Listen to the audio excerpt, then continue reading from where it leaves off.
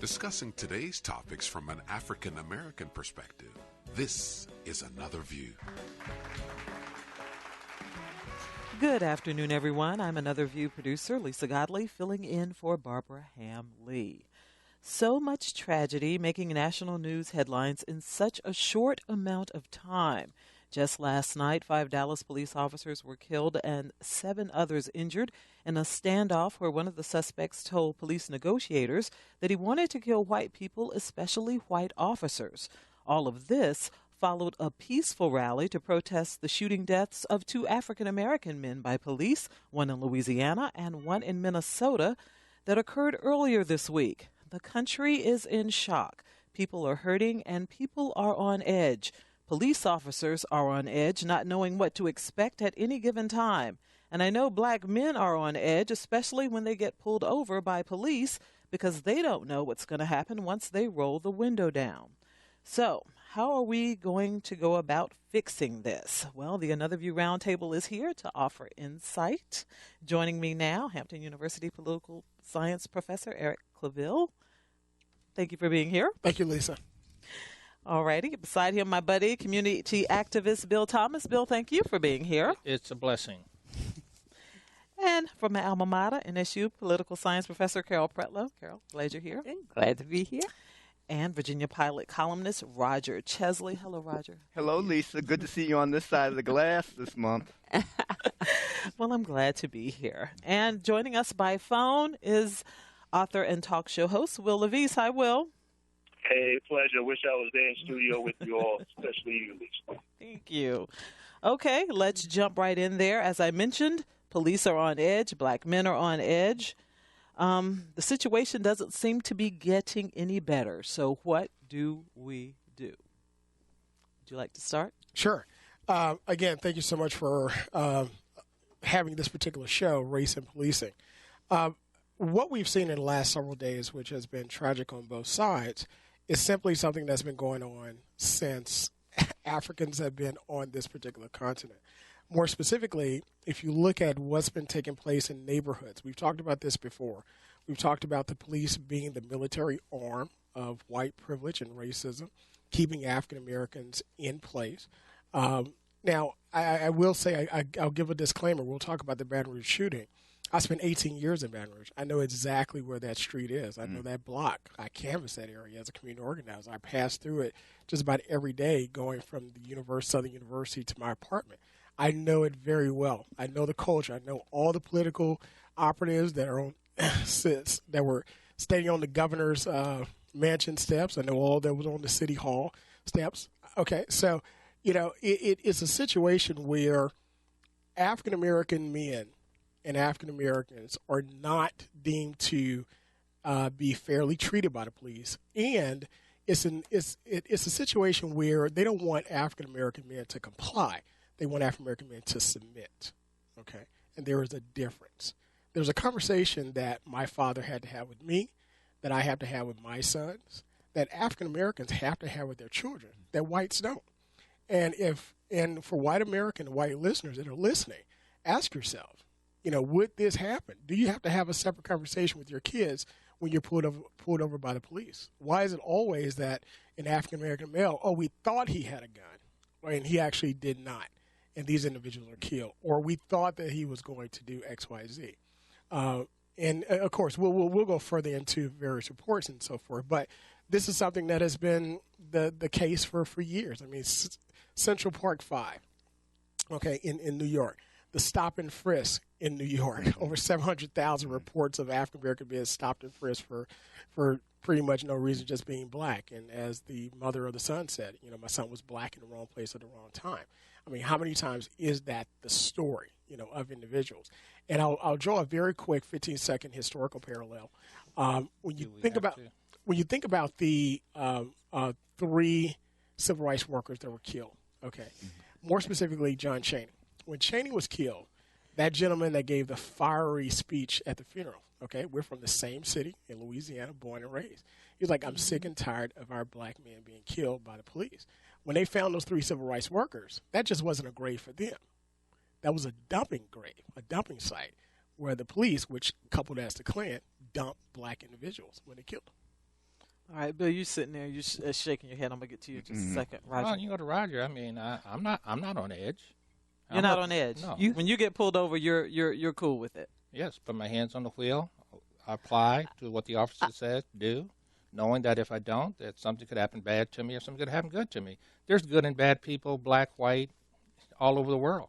Okay, that I agree with. And so, things were 50 years ago hadn't been improved, so I don't know what all these people are marching about. I mean, things are just as bad as they were. It's just as bad as you imagine. Sure, you have to have discipline and order and control. You have to understand where you are in your elements and what you're doing. That's just a matter of fact. I think some white and black parents give the kids the same lessons. If somebody of authority gives you an order, comply. Be respectful. And then you can take care of the business afterwards. That's what you do. But there's thousands upon thousands of African Americans that are doing just fine, don't live in these communities, have left, are doing great, and just to paint everything as all hell is broken loose, it's fine. There's some good police officers, there's some bad police officers. And I think that you have to really look and see where they are, and then look at the experience of these police officers, Vietnam veterans, the war in the Middle East veterans. These guys, some have some issues, and they got to weed out the bad people. But everything is fine. We're going to get back to how do we weed out the bad people. We're going to talk about that in just a minute, but go ahead, Roger. Doing fine, Paul. And where I'll disagree with you, Bill, is that, okay, I have a 26-year-old son. He's been brought up to be respectful. Mm-hmm. He's been brought up to do the right thing. He's been stopped by the police one time when he went over the speed limit in a school zone. And I went with him to court. The police officer in court said, "Oh yes, he was very respectful. He did everything they were supposed to do." But are you going to get the police officer doing that all the time? Are each and every one of your nephews, cousins, friends going to have the same mentality when they're stopped by police? Is it going to be a police officer's bad day when he encounters your loved one? And then we all know that police officers rarely, first of all, are charged, and then even when charged, rarely are convicted. One of the big things that's different today is now we have all these videos out there that you can't deny what you see on those videos. The videos don't always tell the whole story, but they tell at least some of the story. And what they're showing is, hey, folks have been telling the truth about what happens in these encounters. When the man in Louisiana was killed, my goodness, he's on the ground. It looks like his arms are pinned. Well, why couldn't he be handcuffed? I wasn't there, and I didn't have, I don't know every detail. But my goodness, why was being shot seemed like the best way to resolve that situation? What is going on where we always seem to be the brunt of the violence in these situations? That is not to denigrate the many police officers that do a good job. That's what you're doing. We know that police know. You can say one thing. If you only see it one way, if there's no sense of gray, then that's part of the problem. A lot of life is gray, and a lot of these police encounters, there's some grayness in there. And I think if you reduce it to black and white, that's part of the problem.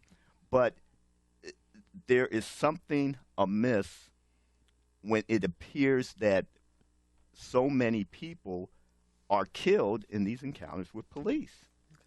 Carol, I'm going to get to you in just a second because I really want you to share a story of mine, the story that you shared with me earlier. But I want Will to talk from another black male perspective as well as someone who has black sons. Bill, come on now. Yeah. All right. No, I'm here. I'm listening to the discussion. I'm hearing, truth and everything that everybody has said. I mean, first I want to offer condolences to all of the families on both sides, including the police families. Mm-hmm. Down in Dallas as well. And you're right, Lisa. I'm somebody who grew up in inner city Brooklyn, who grew up feeling under occupied force of the cops. And then ironically, I'm also someone who's a former reporter who covered cops when I was a reporter in Phoenix, in the Phoenix area of Arizona.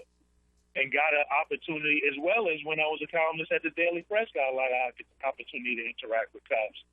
And my perspective is definitely evolved. And, I'm not one who totally bashes cops at all. I'm one who recognizes that the majority of them are out there doing the jobs and doing them for the right reasons. But just as Eric pointed out, historically, what we're seeing now is the uprooting, is the unmasking of historically what has happened is that a lot of police forces policemen were directly recruited to be occupying forces. You see that for example, in the history of LA's police department. They directly recruited from the Deep South back, in the 40s and the 30s, in the earlier times. People can look this up, and then you can go from city to city, Philadelphia, New York, Chicago, where police chiefs have had a mindset and a culture of we're going to occupy these black communities. And so what we're seeing is the results of that. A lot of that still goes on. But at the same time, you've got chiefs for example, in Virginia Beach, in Newport News, and Hampton, who get it, who are trying to recorrect and root out some of this mentality that exists, but it's going to take time. And it just as Roger pointed out, now that we have the videos to actually see what people have been talking about for generations, it hopefully will wake America up. And it's very important that a lot of white Americans, and not just, and really white Americans who are middle to upper middle class, because guess what? Poor whites know these stories as well. They know them too. But a lot of times in the media, they're not covered. They're marginalized and hidden as well. If you go in certain areas, in rural areas and certain urban areas where all whites are predominant, you're going to see some of the same types of behaviors. So what we're seeing is the importance of, as Bill shared with us, a link from a police officer. I put it on my Facebook page, a police officer out of Cleveland, who passionately said why she went into the business was to make a difference in her community, and that the racist cops need to be uprooted and taken out because they're making the problem worse. And that's a lot of what we're seeing. I'm glad you brought that up, Will, because we do have some sound from her. I want to play that, and then I'm going to come back, and I want Carol to share a story, a personal story of hers from a prospective African-American female. But go ahead. Let's hear from the officer in Ohio. We are running around killing each other left and right. But what hurts me the most is the people that stood in front of a judge and stood in front of a mayor and said, I swear my oath that I will serve and protect this community. My heart goes out to that young man's family, because if it was my son, I don't know what I would do. But to my brothers and sisters, my juvenile brothers and sisters, I am your keeper. Put them guns down, y'all. We killing each other. And the reason why all this racist stuff keeps going on is because we're divided. We're killing each other. We're not standing together. See, Martin Luther King them stood together. You didn't hear about a bunch of black people killing each other. We got to stand together, because a house divided against each other will not stand. And we got to be smart. Don't mean go tearing up stuff. Be smart. I am my brother and my sister's keeper. That's why I'm going to keep this uniform on. Because today I wanted to quit when I saw that video. Okay. All righty. Carol, I want you to... Wow. Yeah. Well, that was intense. I agree with bits and pieces of everything that has been said, and I was especially mindful of the fact that, as you said, there are good and bad in all professions. But a few years ago, I was in the mall, and I was having an asthma attack, and I think I may have shared this with you before.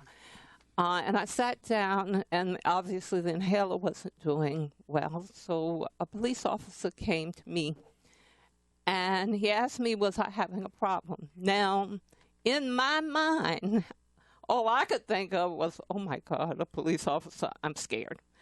And I said, no, sir, I'm having an asthma attack, and I'll be okay. And he said, you want me to take you to the hospital?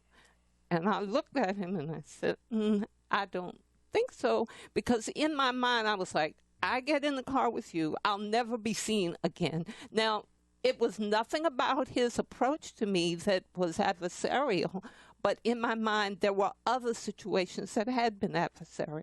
So I said, no, thank you. I'll be okay. He said, well, what about this? I'm going to call 911. And he did. And he said, would you get in? And they came and got me. And then he handed me his card. And he says, when you get ready to leave the hospital, call me. And I will see that you get back home.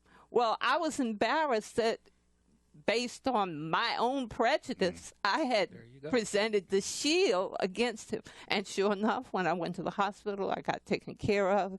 I called, and he says, well, I am going to send someone for you. They will have ID. They will pick you up. They will take you home. End of story. I felt bad because I had prejudged him. But based on my experiences, and some of them had not been pleasant, here was my own bias. I remember when Barbara and I first started the Race Let's Talk About It initiative, Alan Johnson, one of our guests who wrote a book about race and white privilege, said to us, he said, this is a white male, he said, I don't know how black people do it. He said, you are constantly having to decide in your mind, you know, how somebody is perceiving you and how you're going to react to a situation based on that person's perception. He said, I couldn't live like that. He said, that would drive me crazy. But I would say, Lisa, that I think a lot of African Americans, because of the numbers in this country, we have to do it every day. So, in a sense, we're the best teachers on this. My wife and I call her the boss, Michelle. We often have gone into restaurants and we'll kind of joke to each other as we're leaving. Well, that restaurant is segregated again, because we were the only black couple in a particular restaurant, and this is often on trips when we go to different places. So in a big sense, we learn how to negotiate this, and I think especially the higher you go on the income level, you learn you have to do this. So we get this practice all the time. So sometimes other races don't, especially whites, they don't necessarily interact with blacks in the same way because they don't always have to bump up against them. We do, being in this country. And that does give us a certain level of expertise because we know we have to deal with others. Sometimes whites don't have to do that in the same way. And I think the more you bump up against people of other races, of other cultures, you have to see them as individuals and not as a mass. And the more you do that, I think the better it gets for everybody. But I think the question becomes, and what Carol stated, this was my bias. But then she stated, from my previous experiences, okay? So the question becomes, why should we have to do this? Is it fair that we have to do this all the time, okay? And what we're seeing now is that white America is finally seeing, hey, you really weren't telling a lie. This really does happen. Those that actually do see it, okay? Now, there are some, I've talked with individuals from yesterday who've had to go to the office and, you know, of course, white individuals, they're interacting. They're only black in the office, of course. And they're like, well, you know, maybe he was going for a gun. I mean, I could see that, you know. So, you know, I don't have a problem with the police shooting it. You know, those type of comments, all right? And we've all endured those things. But what we're seeing now, I mean, I look at CNN and Fox News. Anytime a story comes up, I compare the two. Yesterday, it was all about Clinton emails on Fox News. Absolutely. All right? I mean, plastered. The killings in Minnesota and Baton Rouge were to the far right. It was like an afterthought. I mean, you had to scroll to find it, okay? On CNN, it was up front. Now, today, if you look at Fox News, it has the black male that was the sniper, suspected sniper in the Dallas police shootings, with his fist raised in a dashiki, okay, with big letters that says "cop wanted to kill white cops." All right, that is fear-mongering right there. On the CNN page, you see officers consoling each other and things of that nature. I mean, so the question becomes, is the media stoking this as well? And yes, they are. It depends on what side you're leaning on. But again, we can't we can't make America feel with these feel good stories. Oh, there was, we've all had good officers do good things. They're doing their job, okay? All right, but we can't make America feel comfortable.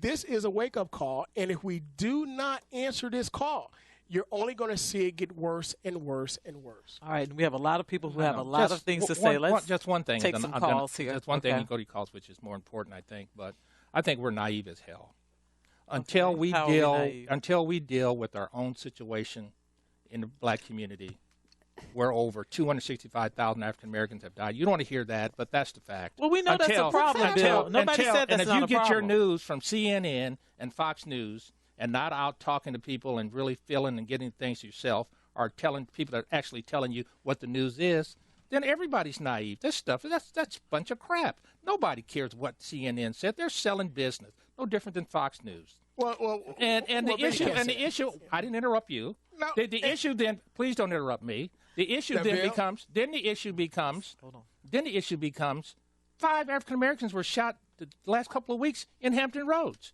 There's no marching. There's no nothing. How about the black kids that don't get educated in public schools? Is that not something that's not normal?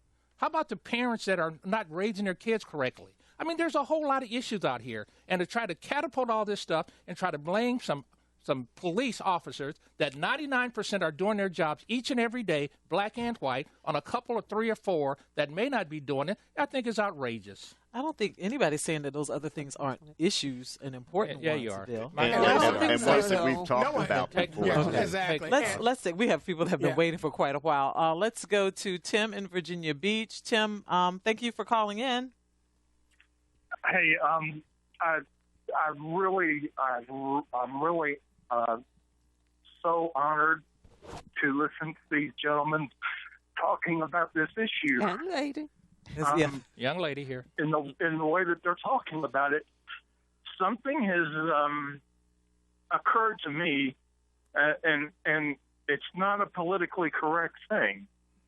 In the Hampton Roads area,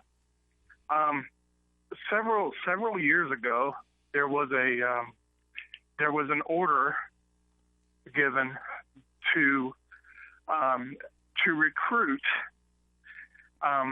veterans. These are people who have been in situations that are outrageous overseas. I'm wondering, these guys that you see on the videos, they resemble these people that I'm talking about. These a lot of them resemble veterans. How many? My question is, are any of these people actually veterans? Are you talking about police officers? I think he's talking about police officers. Yes. Veterans? Okay. Have they been subjected to? Have they been subjected to? The horrors of war? Are they? Most have. Has it been that great of an idea to recruit them? Okay. Let's explore that a little bit, Tim. Thank you for calling. Okay. You did say something earlier, Bill, about. I think a large amount of the police officers, as in my family, were former military, and from the Vietnam War, where I'm experienced with, to these wars they have now with these ongoing tours of duties, 8 and 9 and 10. These guys are reflectively fighting wars on our streets in some of our communities, and there needs to be a lot of work done in the police department. I agree with that 100%. Yeah, and the caller brings up a very good point. We haven't, and he's right, it's not politically correct or politically expedient to say, oh, let's not recruit veterans all of a sudden because of issues with PTSD, being trained for war. I'm a veteran myself. We were trained to kill. Period. And that becomes an issue when you talk about, the war on the streets. And as Will Levis was saying, William H. Parker, these individuals that he recruited out in L.A. But there's another issue which deals with the education of police officers. If you look at the requirements to be a police officer, some of them are as low as GEDs and high school diplomas. We need to ask ourselves, should we raise those educational requirements to at least an associate's degree? But, part of the drawback, I just interject directly what you said, and the different police chiefs that I talked to in trying to get more black and Latino and Asian officers on the department, if you raise those types of requirements, you don't necessarily have the pay to attract police officers for what is a dangerous and often thankless job. And that's the ongoing struggle for minority police officers and white officers as well. I'm sorry. Carol, I'm going to let you go, and we're going to take a call up right after that. But if you're let me just do this real quick. If you're just tuning in, we are talking about the recent shootings and the role of America's racial divide, the role that has played in all of this. And we're having this discussion with the Another View Roundtable. We'd love to hear from you. Please join the conversation. Give us a call at 440-2665 or 1-800-940-2240. Go ahead, Carol. Yeah, my question is there a process between the recruiting and the actual hiring that they get vetted, that individually there is some question about their psychological well-being, not only their academic and educational requirements, but how do they think? Is there a problem there? And are there, if you do hire them, is there a process by which they are reintegrated or reconstructed psychologically to enter into a community and to understand its dynamics? Could I answer you? Yeah. When I go into some areas in Newport News and Norfolk, I lock my doors. I make sure I'm in the middle of the streets. I know that I'm in a dangerous area that can be threatened. And what do you think a police officer is getting into who's not even familiar with those areas? Yeah, but I mean, there's a sense of no. Oh, absolutely.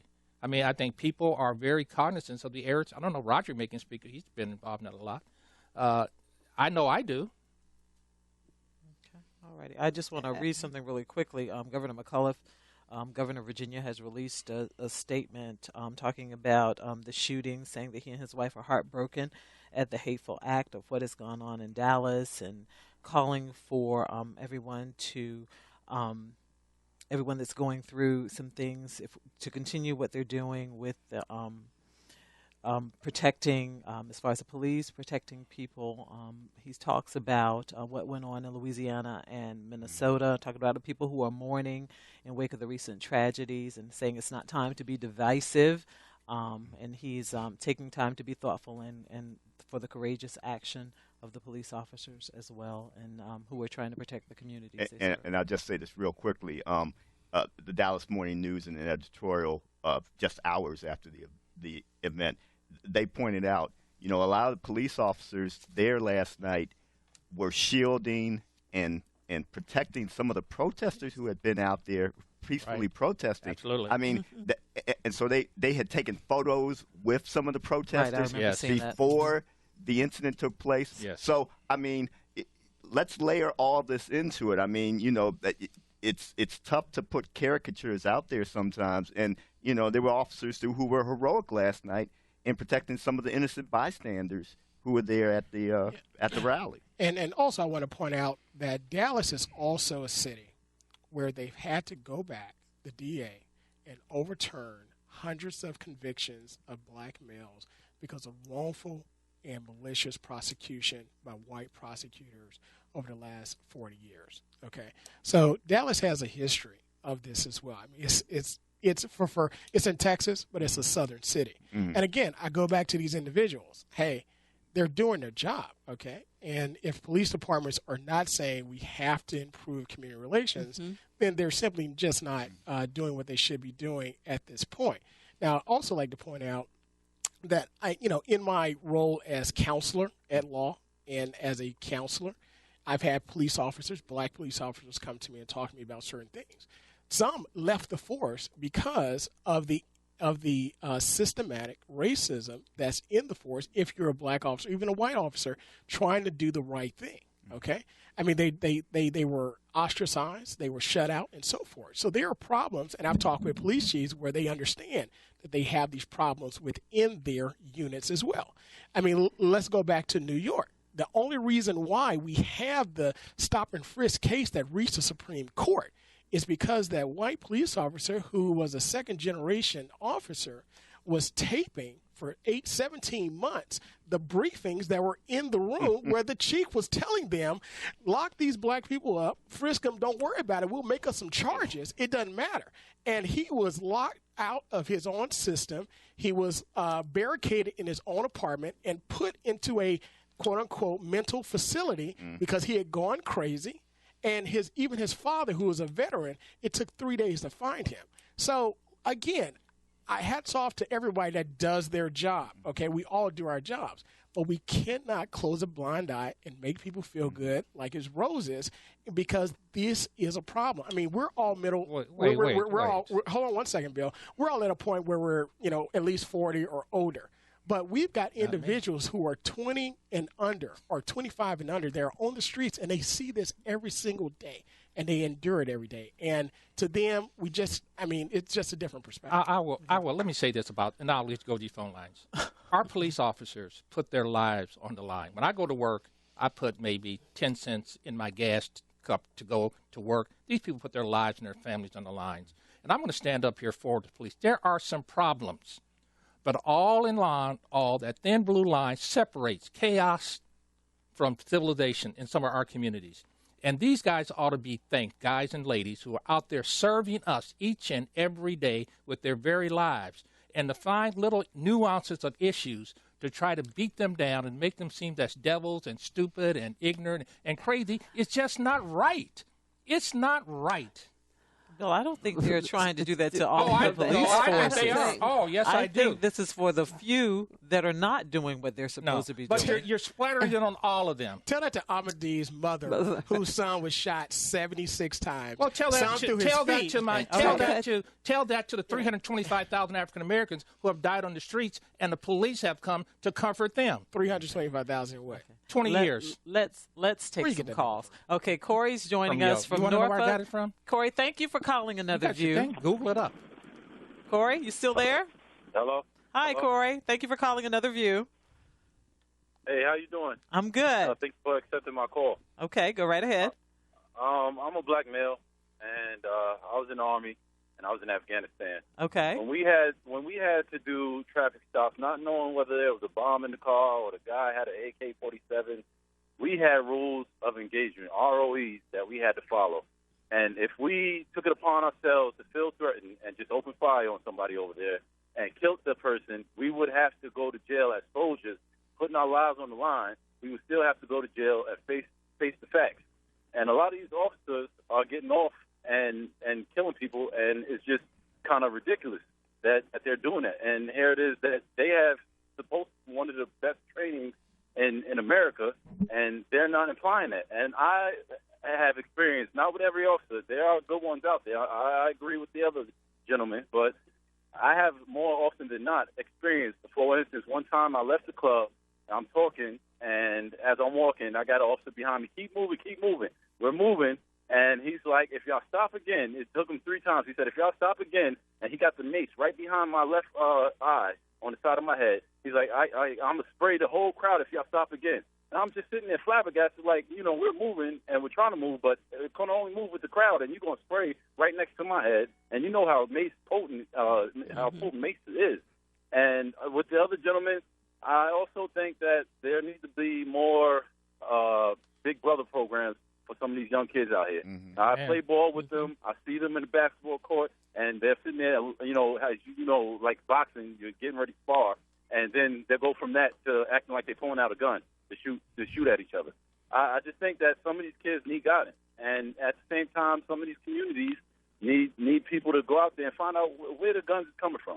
Why is it that places like Chicago is called Chirac?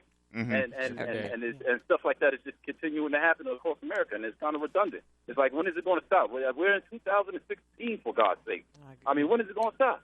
Thank you so much, Corey. We really appreciate that call. Will, are you still with us? But thanks for your service. Yeah, I was, listening intently and, wanted to jump in, and I'm glad that call is so important for us to listen to. To talk about what is wrong does not make it an automatic indictment on all of the police officers who are doing the right thing. So though Bill is saying that, and that is true, I said that in my statement. The audio you played of the police officer restates that. The more we keep going off track into that argument, right, we distract ourselves from what we need to focus on. And what we need to focus on is exactly what that caller said. He said, look, there are rules of engagement. The officers that are in place that do not operate according to the training are the ones that need to be rooted out, because we're going to continue to see these types of instances. Our president had it absolutely right. He said that these are symptoms of America's overall problem sickness, right? So if you want to really eradicate the sickness, you have to properly diagnose what's going on, and then you have to address it with a meaningful solution. If we keep allowing ourselves to get distracted off of these arguments, we're never going to get to the solution. So, for example, we know that white-on-white crime is a problem. Hispanic-on-Hispanic crime is a problem because, as Roger said on this show other times, most crimes happen within groups. They happen with people who are closest, you have most access to. So why is it that when a police officer, primarily a white police officer, and I've had bad encounters with black ones too, when a white police officer kills a black citizen, the question we always run to, we got a black-on-black crime problem. Well, we got a white-on-white crime problem. We got a Hispanic-on-Hispanic crime. Why are we not talking about that then? Stay focused on what the issue is. That's the only way we're going to eradicate it. And that brother that just spoke, the other police officer from Cleveland who spoke passionately about it, is telling us the police chief in Virginia Beach that I spent time with, that Roger spent time with, in Hampton and Newport News, 200-plus men had a forum. I moderated it. These guys get it. Those are the people who have the solutions, and they need the support, and we need the politicians to get on board to actually eradicate these problems that have historical roots. And not going to be eradicated overnight, but if you keep getting distracted over these other debates that are just distractions, it's just like the snipers killing the cops in Dallas. That is nowhere near the answer. And that's just going to be a distraction. Now we're talking about, well, the snipers and the cops ought to be protected. We need to join with the cops, the police officers who get it, who are passionate, who really want to protect and serve, and we need to support them and make it easier for them to do their jobs and root out the others who are frustrating them. That's what we need to do. Stay focused. Okay. Go ahead. Sure. Will brings up a very good point. We can't start victim blaming and raising one problem and saying it is the cause of this problem. Yes, we do know that drugs are an issue in communities of color. We do know that there are issues with broken homes in communities of color. But we can't say that because of these issues, it's making police act the way they're acting. That we cannot do that.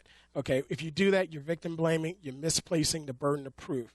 All right, these are classical ways in logic and scientific method in order to diffuse or take away from the critical thinking and also the resolution finding of issues. The other point that he also brings up is that we have to make sure that we hold, again, I mean, you have elected officials in these areas, and he mentioned whether elected officials follow their lead. What are they doing on these issues? Okay, so that's another show for another day. And then again, I mean, there are individuals who do get it, but again, we have to focus on what the problem is. We can't say, oh, we have broken homes. These parents need to keep their kids do X, Y, Z. No. We're talking about once a person is in what we call custodial custody of police officers, they then have total control, and the entire responsibility is up on them in order to follow what the gentleman said, the rules of engagement. Now, once things kind of start to go haywire, that's open to interpretation. But now, what happens when you're in custodial custody? What happens at that point? All righty, let's take some of these calls. Line 3, Jason from Norfolk. Jason, thank you for calling Another View. Yeah, sure. Hi. As far as being pulled over or confronted by a police officer, last time I checked, I believe I'm correct, but it doesn't matter what race I am, I'm not required to say anything to that officer.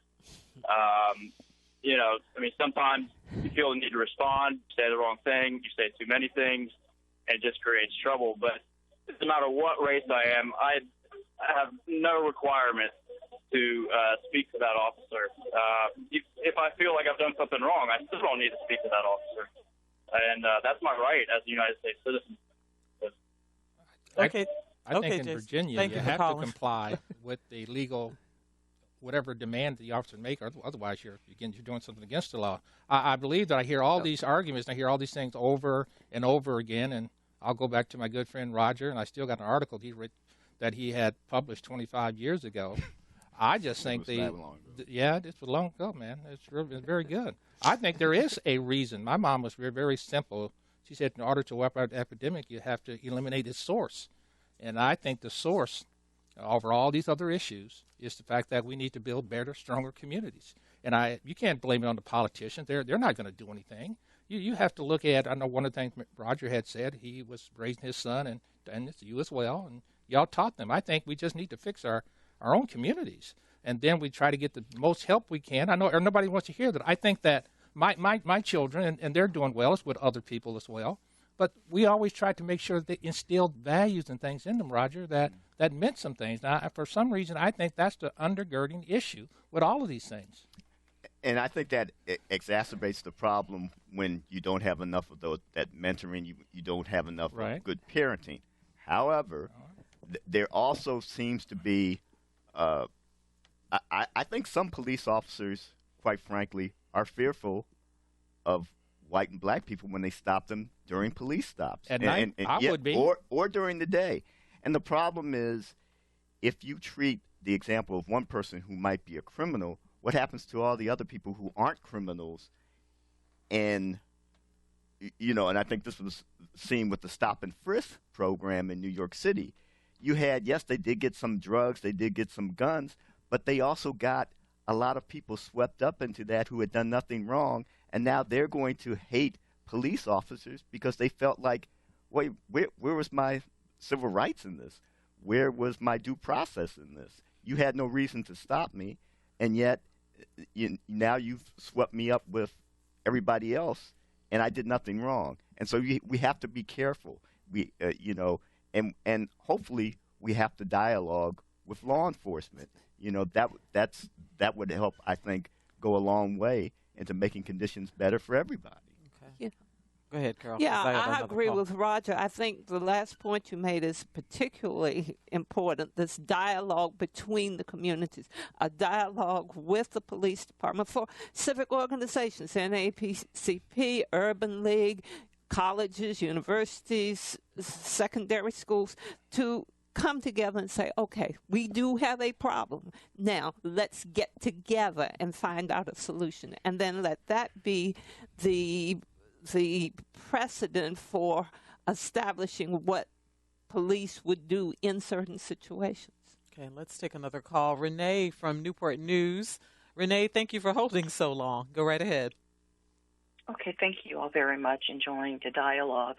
And my heart goes out absolutely to the families of both those who were shot and killed, a young man earlier in the week, and to the police officers in Dallas yesterday. My points have been made by most of you. My concern is that when it comes to the police officers, we have bad police officers. That's what this is all about. Those police officers who are not upholding their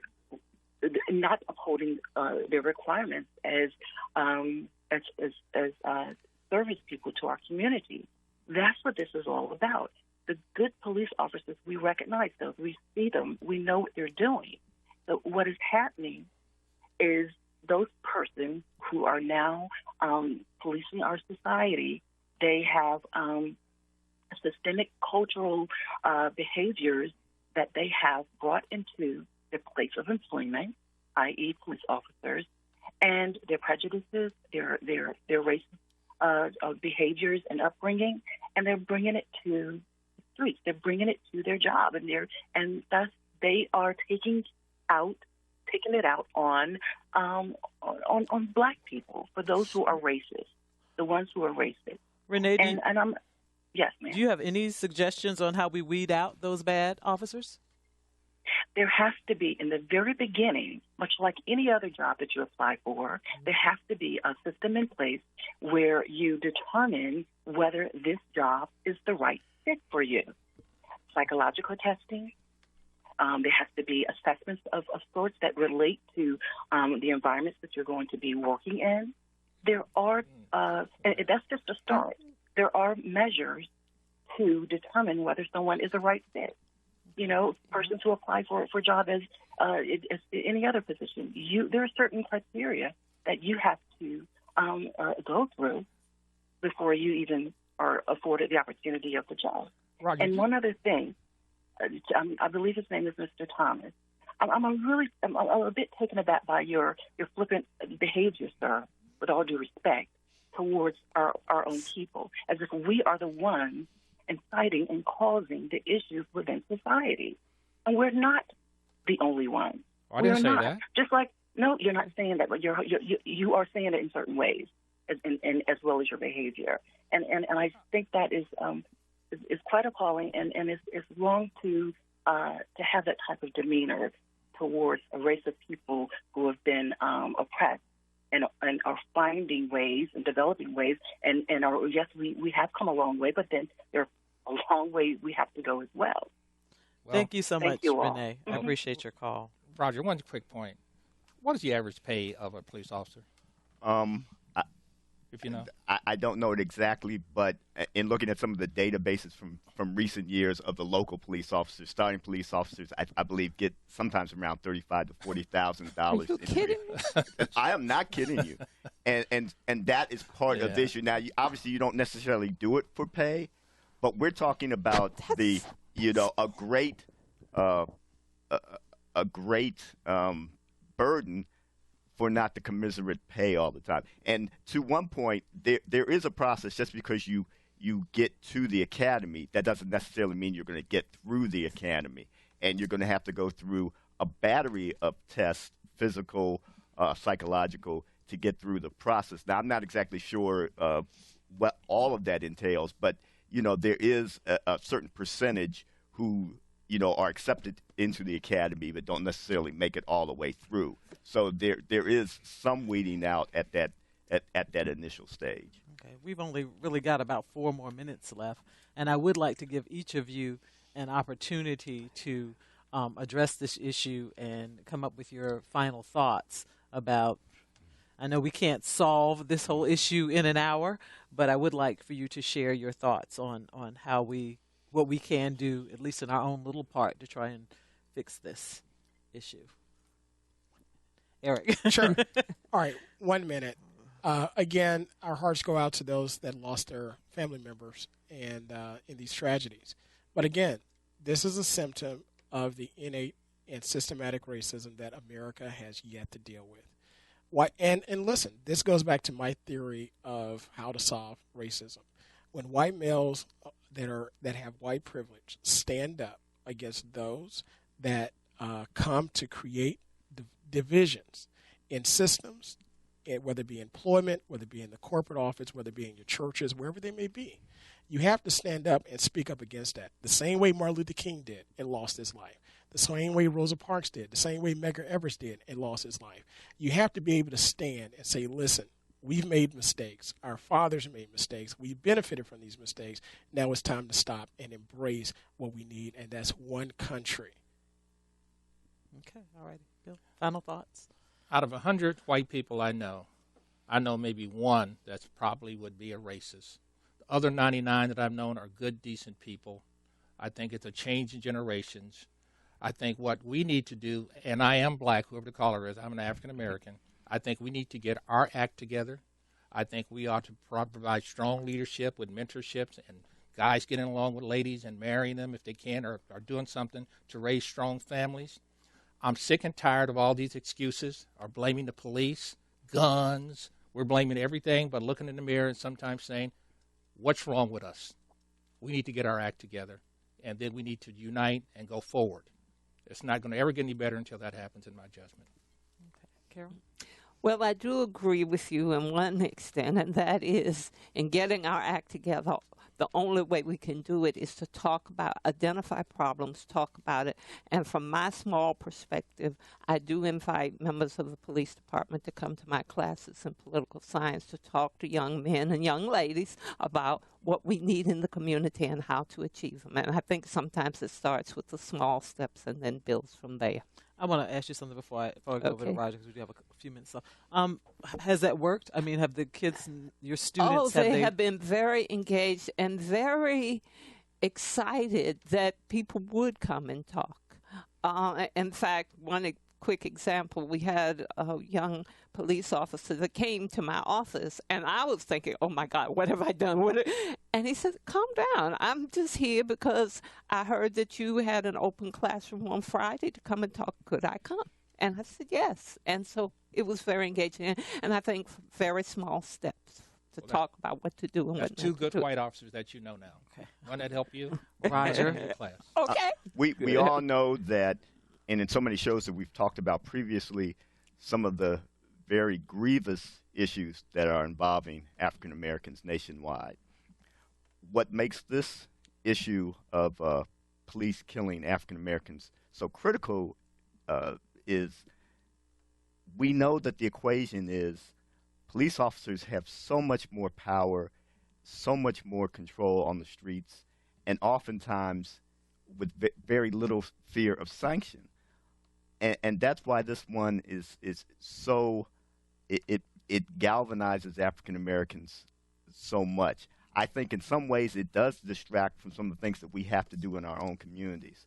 But I think when you see these videos, you see some of the issues and some of the problems that that we as a people fear when we come into contact with police officers. Okay, Will, you got about 10 seconds. Sorry, Will. Okay. Hey, quickly, the gentleman in Minnesota that got shot and killed, he did have his act together. Okay, he was a supervisor. He was working, and there was a 4-year-old child in the car. Okay, so we need to stay focused on the specific problems. And this past weekend, for July 4th, I saw a movie, Free State of Jones. I would advise anybody to go see that movie if you want to understand what's really going on. And don't get caught up in the main character. See his cause, see the dynamics, and you're going to see the same things going on then, going on now. All righty. Right. Thank you so much, Will. I'm sorry, we are out of time. Next week on Another View, this has been a dynamic conversation, and I want to thank all of you. Next week on Another View, Barbara will be back, and she'll be talking to Suzanne Johnson-Cook about her book, Soul Sisters. Our theme music was composed by Jay Sennett. Danny Epperson filled in for me as producer. Todd Washburn was our audio engineer. And Chantel Davis answered our phones. Stay safe, everyone, so we can get together again next week for Another View.